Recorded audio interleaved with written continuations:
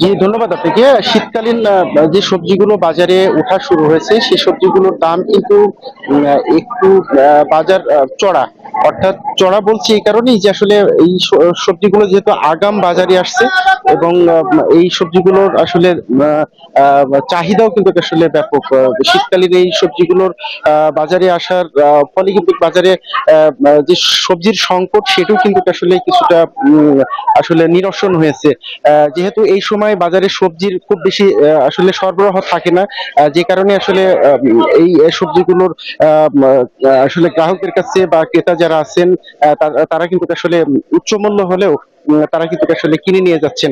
আমি এই বাজার ঘুরে আসলে কথা বলেছি যারা এই সবজিগুলো বিক্রি করছেন এবং যারা এইগুলো চাষ করেন তারাও কিন্তু আসলে অনেক সময় এই বাজারগুলোতে আসলে সবজি সরাসরি বিক্রি করে থাকেন।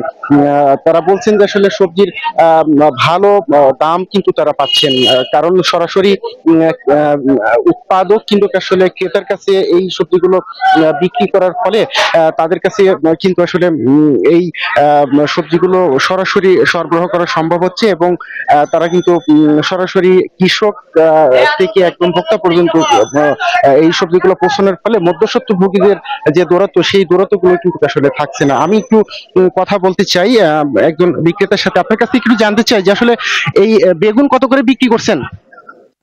বেগুন এই পোকা বাগুন বিক্রি হচ্ছে 40 টাকা কেজি, ভালোটা 70 80, 70 80, 100। এই বেগুনগুলো আসলে কি আমাদের এখানেই তো উৎপাদন হয়? এখানে উৎপাদন হয়। শুনছিলেন একজন বিক্রেতা উনি বলছিলেন যে আসলে যে ভালো মানের যে বেগুনটি সেটি কিন্তু 70 টাকা পর্যন্ত বিক্রি হচ্ছে এই বাজারে এবং সব ধরনের সবজি কিন্তু আসলে এই বাজারে আমরা দেখছি এবং সরবরাহের কিন্তু কোনো ঘাটতি নেই। আমি একটু জানিয়ে রাখি কুষ্টিয়া জেলায় কিন্তু এই আগাম যে শীতকালীন সবজি সেই সবজির 7,000 হেক্টর জমিতে চাষ হয়েছে বলে কৃষি বিভাগ জানিয়েছে এবং আহ, আবহাওয়া ভালো থাকার কারণে কিন্তু সবজির ভালো ফলনও হয়েছে বলে জানিয়েছে কৃষকরা। তো এই ছিল কুষ্টিয়ার বাজার থেকে সবজির সরবরাহ এবং দাম নিয়ে সর্বশেষ। আমি চলে যাচ্ছি একই খবর জানতে গাজীপুরে, সেখানে অপেক্ষা করছেন আমাদের আরেক সহকর্মী জাহাঙ্গীর। ধন্যবাদ লালন। আপনি আসলে যেমনটি বলছিলেন গাজীপুরের বিভিন্ন বাজারে কিন্তু আগাম শীতের সবজি কিন্তু উঠতে শুরু করেছে এবং এই শীতের সবজি যদিও আগাম সবজি উঠছে তারপরেও কিন্তু সাধারণ যে ক্রেতা রয়েছে তারা কিন্তু আসলে এই শীতের সবজি পেয়ে খুশি।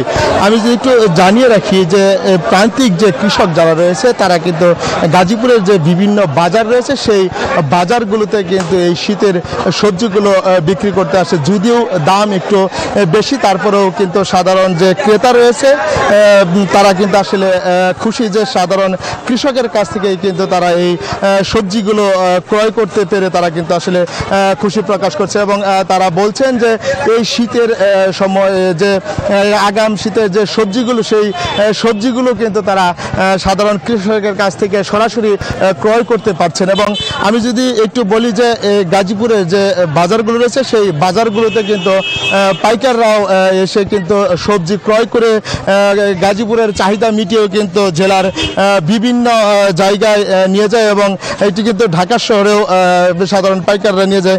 আমি যদি একটু বলি যে শীতের সবজি রয়েছে এগুলোর মধ্যে লাউ শাক, বিভিন্ন প্রকার শাক, বেগুন, পেঁপে, বরবটি, করলা, লাল শাক, পালং শাক, ফুলকপি, বাঁধাকপি, মূলা, সিম, টমেটো সহ নানা ধরনের সবজি কিন্তু বাজারে সাধারণ যে কৃষক রয়েছে তারা কিন্তু নিয়ে এসেছে এবং তারা কিন্তু বিক্রি করছে। এবং আমি তার একটু জানিয়ে রাখি যে এই যে সবজি এই সবজি কিন্তু সাধারণ কৃষক কিন্তু তারা কিন্তু তাদের মতো করে এসে গ্রামের যে বাজার রয়েছে সেই বান্ডেল থাকলে প্রতি সেনমানিতে টাকা বাঁচবে। বিকাশ সেনমানি বান্ডেল কিনে জিতুন প্রতি লেনদেনে।